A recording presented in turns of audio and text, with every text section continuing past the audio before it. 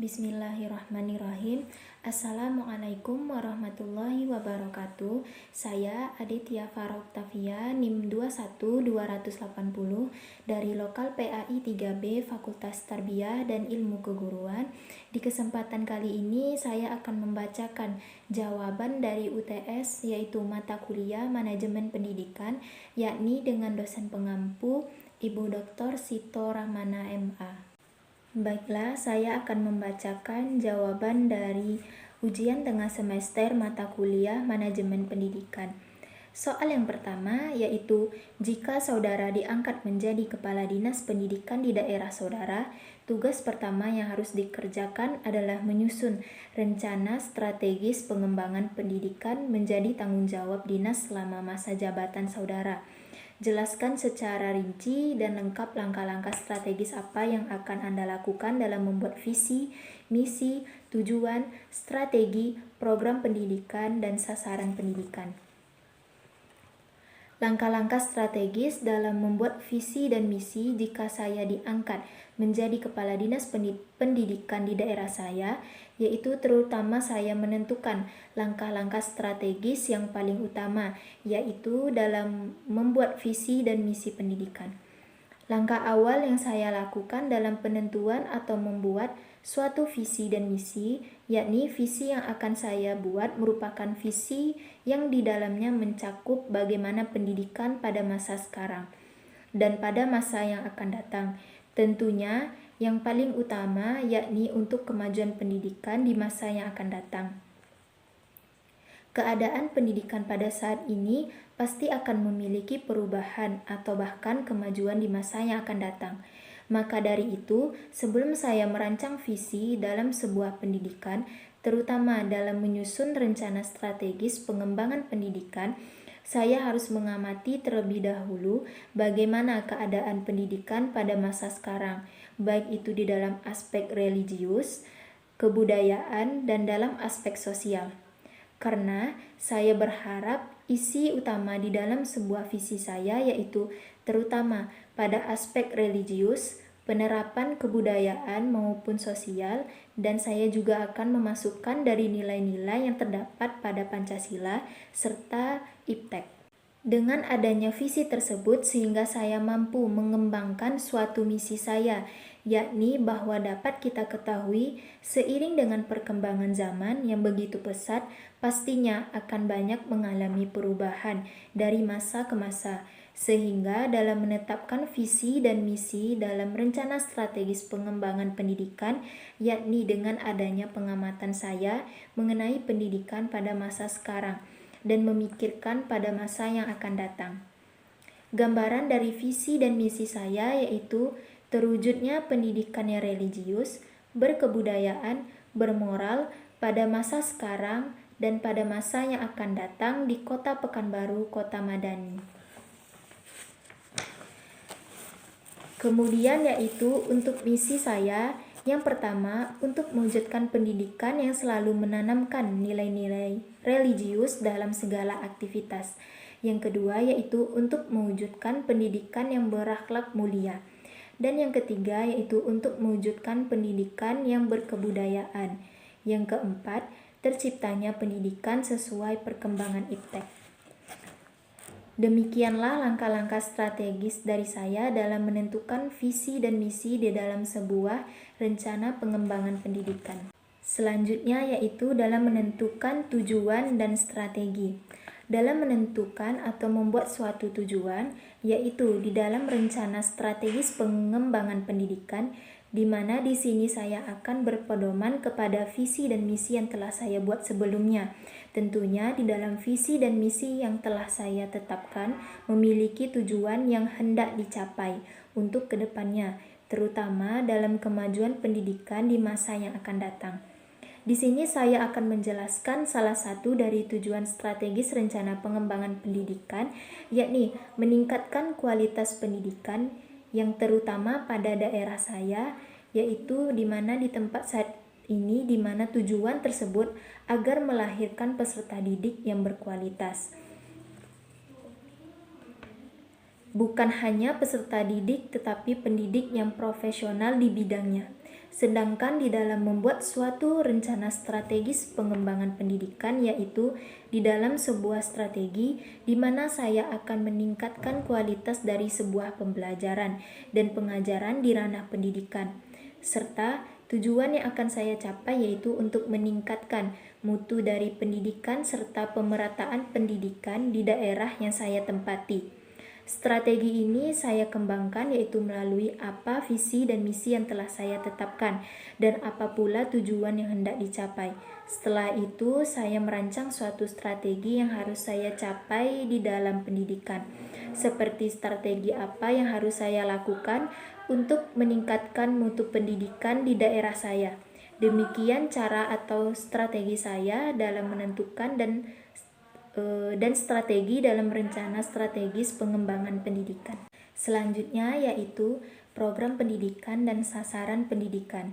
Di dalam sebuah program pendidikan atau dalam membuat suatu program pendidikan, di mana sebelum saya membuat program, yaitu terlebih saya menentukan program yang tepat untuk melaksanakan pendidikan, di mana saya akan membuat suatu program pendidikan dengan jangka pendek, yaitu saya memberi kebebasan kepada peserta didik untuk menentukan suatu program pendidikan di mana program pendidikan tersebut sesuai dengan kemampuan, bakat, dan minat dari peserta didik tersebut. Dengan adanya program jangka pendek atau tahunan tersebut bisa menjelaskan berbagai kegiatan, hasil yang dicapai, serta untuk menentukan arah kegiatan pendidikan yang harus dilaksanakan, dan program jangka pendek itu harus dilaksanakan guna sebagai evaluasi pendidikan, baik itu di dalam kurikulum, manajemen, sampai kepada siswa. Kemudian sasaran dari pendidikan tersebut yakni bahwa saya menitik fokuskan kepada pertumbuhan yaitu potensi sumber daya manusia, bukan hanya saja pada lembaga pendidikan sekolah, tetapi sasaran pendidikan menurut saya itu juga kepada masyarakat. Dapat saya simpulkan bahwa seluruh manusia merupakan menjadi sasaran dari proses pendidikan. Jika saya menjadi kepala dinas pendidikan di daerah saya, tentunya sasaran pendidikan yaitu untuk seluruh masyarakat di daerah saya, terutama pada masyarakat yang jauh dari perkotaan, sehingga mereka bisa merasakan atau melaksanakan pendidikan yang sama rata dengan pendidikan yang berada di perkotaan, sehingga nantinya dapat menghasilkan sumber daya manusia yang berkualitas, profesional, dan di dalam segala bidang. Selanjutnya yaitu soal nomor 2, yaitu sejatinya pendidikan bertugas untuk menyiapkan peserta didik agar dapat mencapai peradaban yang maju melalui perwujudan suasana belajar yang kondusif, aktivitas pembelajaran semakin menarik dan menyenangkan, sehingga proses pendidikan menjadi lebih aktif dan kreatif. Lalu bagaimana seharusnya sistem pendidikan nasional yang sekarang ini diterapkan dalam konsep pengembangan negara dan bangsa? Dapat kita ketahui bahwa fungsi dari sistem pendidikan nasional yaitu terdapat di dalam Undang-Undang Dasar Nomor 20 Tahun 2003, yakni untuk mengembangkan kemampuan dan membentuk watak serta peradaban bangsa yang bermartabat dalam rangka mencerdaskan kehidupan bangsa. Saat ini kemajuan ilmu pengetahuan berkembang sangat pesat, di mana adanya teknologi yang semakin maju sehingga ilmu pengetahuan pun ikut berkembang pesat. Disinilah peran dari pendidikan nasional diadakan, di mana pendidikan nasional adalah pendidikan yang didasarkan pada Pancasila dan Undang-Undang 1945, sehingga sistem pendidikan nasional diterapkan pada konsep pengembangan negara dan bangsa. Karena pendidikan nasional agar bisa atau dituntut untuk mengalami perubahan atau siap mengalami perubahan baik itu secara global. Dengan adanya suatu sistem pendidikan yang sekarang ini diharapkan mampu mencerdaskan kehidupan bangsa sehingga dibentuk dalam konsep pengembangan negara dan bangsa, dan seharusnya sistem pendidikan nasional mampu membawa peserta didik dalam pengembangan negara dan bangsa, seperti menanamkan nilai-nilai keagamaan di dalam diri peserta didik, kemudian menanamkan nilai-nilai kebudayaan nasional sebagai pengembangan negara dan bangsa. Dan seharusnya sistem pendidikan nasional menerapkan yaitu pembaharuan terutama pada sistem pendidikannya, karena adanya perkembangan ilmu pengetahuan dan teknologi yang sangat pesat, sehingga di sini dituntut sebuah pendidikan untuk mengikuti sebuah perkembangan zaman yang sangat pesat tersebut, agar tercapainya peserta didik yang berkualitas, terutama dalam pengembangan negara dan bangsa. Baiklah, soal nomor 3 yaitu pengembangan profesionalisme guru menjadi perhatian secara global, karena guru memiliki tugas dan peran bukan hanya memberikan ilmu pengetahuan dan teknologi saja, melainkan juga membentuk sikap dan jiwa yang mampu bertahan dalam era hiperkompetisi. Tugas guru adalah membantu peserta didik agar mampu beradaptasi terhadap tantangan kehidupan. Pemberdayaan peserta didik itu meliputi aspek-aspek kepribadian, terutama aspek intelektual, sosial, emosional, dan keterampilan. Pertanyaannya yaitu, bagaimanakah cara guru dalam mewujudkan kualitas pendidikan yang bermutu untuk peserta didiknya agar menjadi pribadi yang berintelektual, hebat, tangguh, dan mandiri? Menurut pendapat saya dan analisa saya bahwa cara guru dalam mewujudkan kualitas pendidikan yang bermutu yakni yang paling utama mengadakan pendidikan karakter terhadap peserta didik, di mana dengan pendidikan karakter dapat membentuk sikap atau watak dari peserta didik tersebut. Dengan menanamkan pendidikan karakter di dalam sebuah pendidikan, tentunya dapat mewujudkan pendidikan yang berkualitas dan bermutu, karena terciptanya peserta didik yang bermoral, intelektual, dan memiliki sikap sosial yang baik itu dalam kepada masyarakat, bangsa, dan negara. Kemudian menurut pendapat saya bahwa yang harus dilakukan oleh seorang guru yakni di dalam sebuah metode pembelajaran, seorang guru mestinya menggunakan metode yang bervariasi.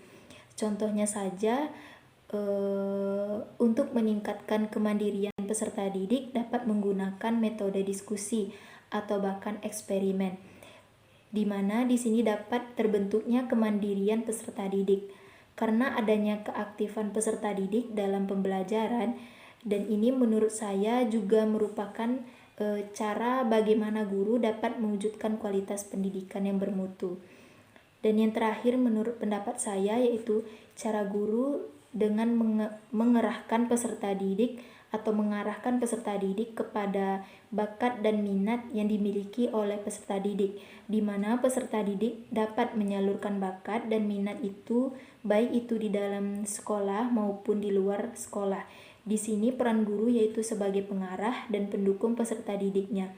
Dengan cara seperti ini menurut saya juga dapat meningkatkan kualitas pendidikan yang bermutu, sehingga dapat memenuhi semua aspek yaitu intelektual dengan pendidikan karakter, kemudian kemandirian dengan cara menggunakan metode pembelajaran yang bervariasi, kemudian yaitu pengembangan bakat dan minat yang dapat membentuk peserta didik yang hebat, tangguh, serta terampil. Selanjutnya yaitu soal nomor 4, yakni pertanyaannya, peranan perguruan tinggi sangat signifikan sebagai penggerak dalam meningkatkan sumber daya manusia, karena perguruan tinggi bertujuan untuk mempersiapkan peserta didik dalam memasuki dunia kerja dan karir, mempersiapkan peserta didik untuk dapat berinteraksi dan hidup dengan baik dalam bermasyarakat.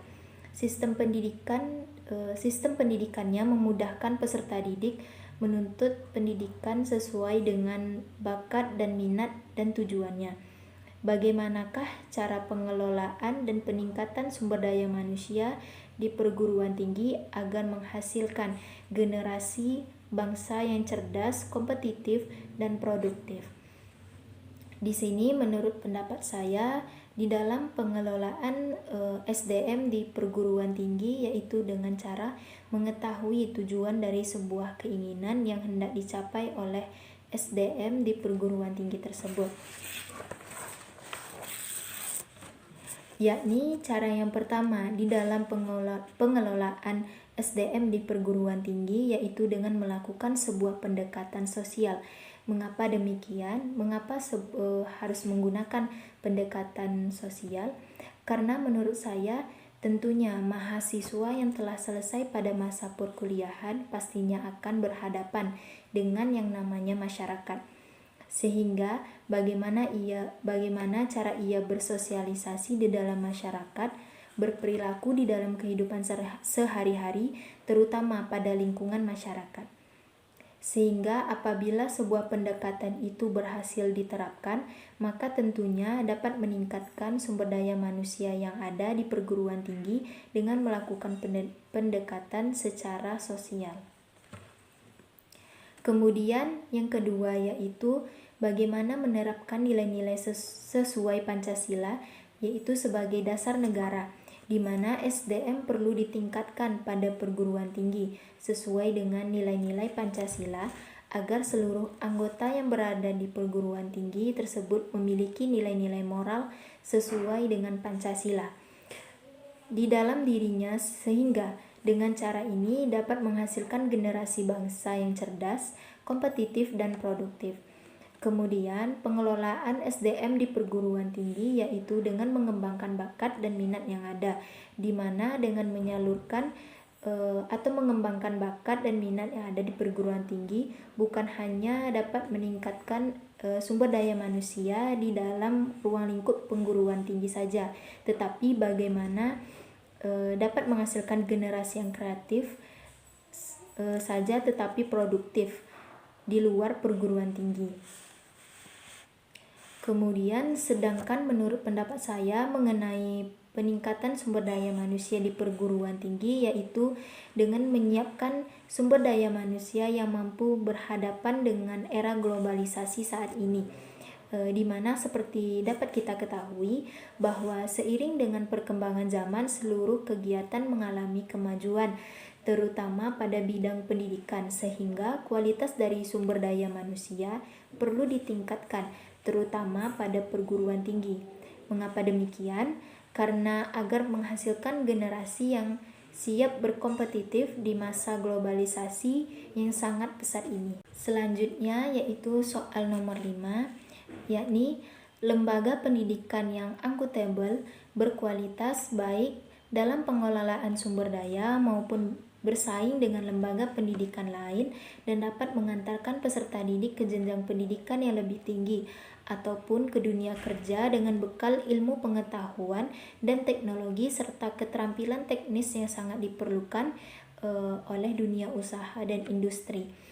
Lembaga seperti ini merupakan lembaga pendidikan yang diminati masyarakat.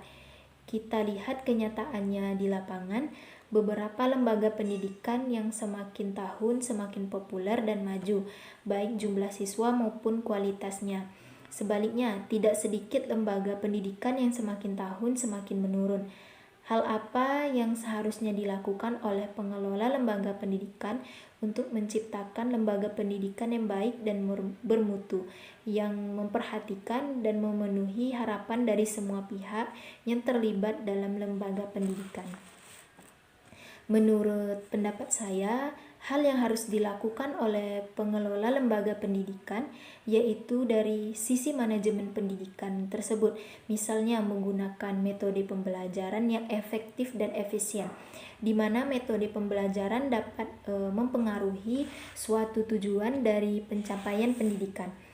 Jika kita lihat pada saat ini, pendidikan berkembang semakin pesat sesuai dengan perkembangan teknologi pula yang semakin pesat, sehingga suatu lembaga pendidikan juga dituntut untuk mengikuti perkembangan zaman tersebut. Dengan adanya metode pembelajaran yang efektif dan efisien, maka suatu lembaga pendidikan dapat dikatakan bermutu. Mengapa demikian? Karena dengan adanya metode pembelajaran yang efektif, efisien, serta kreatif, sehingga dapat atau mudah dipahami oleh peserta didik, sehingga dapat menarik minat kepada semua masyarakat terhadap lembaga pendidikan tersebut. Kemudian menurut pendapat saya, yaitu meningkatkan kompetensi pada peserta didik sehingga menghasilkan peserta didik yang berprestasi, baik itu di dalam bidang akademiknya maupun non-akademiknya. Dengan adanya peningkatan kompetensi peserta didik, maka dapat juga menarik minat semua orang terhadap lembaga pendidikan sehingga dapat meningkatkan mutu dari sebuah lembaga pendidikan tersebut. Dan yang terakhir yaitu mengenai fasilitas dari lembaga pendidikan tersebut. Apakah fasilitas itu memadai untuk peserta didik atau tidak? Dan di sini tugas pengelola lembaga pendidikan yaitu dalam memenuhi semua fasilitas yang memadai bagi peserta didik, sehingga dari situlah terciptanya lembaga pendidikan yang bermutu dan memenuhi harapan dari semua pihak yang terkait, yaitu terutama di dalam sebuah lembaga pendidikan. Soal selanjutnya yaitu soal nomor 6, yakni materi yang sudah kita pelajari, yaitu membahas tentang konsep, dasar manajemen, organisasi lembaga pendidikan, identifikasi sumber daya manusia di dalam pendidikan, manajemen peserta didik, dan manajemen tenaga kependidikan. Kemudian carilah jurnal terbaru terkait salah satu materi yang dibahas. Kemudian cantumkan jurnal tersebut dalam tugas saudara dan berikanlah gagasan ilmiah saudara terkait dengan jurnal tersebut, dan temukanlah dalam jurnal saudara tersebut pilih itu apa yang menjadi karakteristik dari jurnal tersebut dan bagaimanakah implikasinya terhadap pelaksanaan proses pendidikan di masa yang sekarang. Di sini saya mengambil jurnal, yakni jurnal ISEMA, disusun oleh Jaja Jahari, Heri Khairuddin, dan Hani Nurjanah, yaitu mengenai manajemen peserta didik. Baiklah, selanjutnya saya akan membacakan gagasan saya mengenai jurnal tersebut serta karakteristik dan implikasinya. Gagasan saya mengenai jurnal tersebut yaitu jurnal manajemen peserta didik, yakni bahwa di dalam jurnal tersebut telah dijelaskan yaitu mengenai cakupan manajemen peserta didik, di mana di dalam jurnal menjelaskan bahwa suatu manajemen peserta didik merupakan suatu tempat atau wadah bagi peserta didik dalam mengembangkan diri, baik itu dari segi individualnya maupun dari segi sosial aspirasinya. Terkait dengan jurnal ini, bahwasannya saya setuju dalam pembahasan mengenai manajemen peserta didik tersebut, di mana suatu manajemen peserta didik sangat diperlukan di dalam sebuah lembaga pendidikan, di mana manajemen peserta didik bertujuan sebagai mengatur dari semua kegiatan peserta didik, dimulai dari seleksi hingga evaluasi peserta didik, di mana di dalam jurnal tersebut menjelaskan bahwa tujuan dari sebuah pendidikan yaitu tidak hanya mengembangkan pengetahuan anak, tetapi juga sikap, kepribadian, serta aspek emosional di samping dari keterampilan-keterampilan. Di sini saya juga menambahkan mengenai tujuan pendidikan, yaitu terdapat di dalam Undang-Undang Dasar Nomor 20 Tahun 2003, yakni bunyinya, pendidikan nasional berfungsi mengembangkan kemampuan dan membentuk watak serta peradaban bangsa yang bermartabat dalam rangka mencerdaskan kehidupan bangsa, bertujuan untuk berkembangnya potensi peserta didik agar menjadi manusia yang beriman dan bertakwa kepada Tuhan Yang Maha Esa, berakhlak mulia, sehat, berilmu, cakap, kreatif, mandiri, dan menjadi warga negara yang demokratis serta bertanggung jawab. Di sini dapat saya simpulkan bahwa tujuan pendidikan sangat berpengaruh baik itu untuk peserta didik maupun kehidupan bangsa. Dan perencanaan peserta didik menjadi langkah pertama dari sebuah manajemen peserta didik, di mana jurnal tersebut menjelaskan bagaimana pelaksanaan rekrutmen peserta didik di mana menurut gagasan saya bahwa dalam perekrutan peserta didik diperlukan berbagai susunan atau rencana, yaitu dengan membentuk tim seleksi peserta didik sehingga dapat memudahkan perekrutan peserta didik, dan di dalam jurnal tersebut tidak jauh beda penjelasannya dengan gagasan yang saya berikan. Kemudian adanya proses seleksi, di mana proses seleksi ini dapat berupa tertulis maupun melalui penilaian rapor atau prestasi rapor. Seleksi ini bertujuan sebagai penentu peserta didik seperti apa yang telah diterima oleh lembaga pendidikan tersebut. Setelah melakukan seleksi, kemudian terpilihlah peserta didik sesuai dengan kriteria penilaian yang telah ditentukan. Maka dilakukanlah MPLS atau biasa disebut orang yaitu MOS, dengan tujuan yaitu mengenalkan apa saja yang terdapat di sekolah atau tata aturan yang ada di sekolah tersebut. Dan saya setuju dengan jurnal ini mengenai pencatatan peserta didik, di mana pencatatan peserta didik harus dimiliki oleh setiap masing-masing wali kelas. Mengapa demikian? Karena menurut pendapat saya bahwa dengan adanya pencatatan peserta didik dapat menjadi pedoman atau evaluasi peserta didik ke depannya. Selanjutnya yaitu evaluasi peserta didik. Menurut gagasan saya bahwa evaluasi peserta didik itu sangat dibutuhkan, di mana kita sebagai peserta didik mengetahui sejauh mana kemampuan peserta didik dalam memahami suatu materi pembelajaran. Sedangkan gagasan saya mengenai mutasi peserta didik pada jurnal ini yaitu bahwasannya saya setuju, karena dapat kita ketahui bahwa mutasi pendidikan pada peserta didik yaitu menurut Imron, mutasi peserta didik merupakan perpindahan peserta didik yakni dari kelas 1 ke kelas lain yang sejajar atau dari satu sekolah ke sekolah lain yang sejajar. Menurut pendapat saya bahwa mutasi ini bisa terjadi karena adanya sebab tertentu, yakni kemungkinan peserta didik mengikuti orang tuanya bekerja di luar kota, sehingga dapat terjadi mutasi pada peserta didik. Kemudian penghambat dari manajemen peserta didik ini sendiri yaitu menurut gagasan saya tenaga pendidik menjadi faktor utama dalam tercapainya sebuah tujuan dari manajemen peserta didik tersebut. Jika tenaga pendidik memiliki strategi yang tepat di dalam sebuah pendidikan sehingga mampu tercapainya sebuah manajemen pendidikan.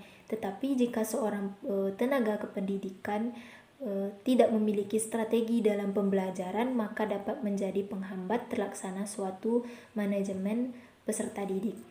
Sedangkan karakteristik dari jurnal tersebut ialah bahwa jurnal tersebut menguraikan dari proses dan pelaksanaan dari manajemen peserta didik yang mana dilakukan penelitian di tepatnya yaitu di Madrasah Sanawiyah Al-Mursyid di Kota Bandung.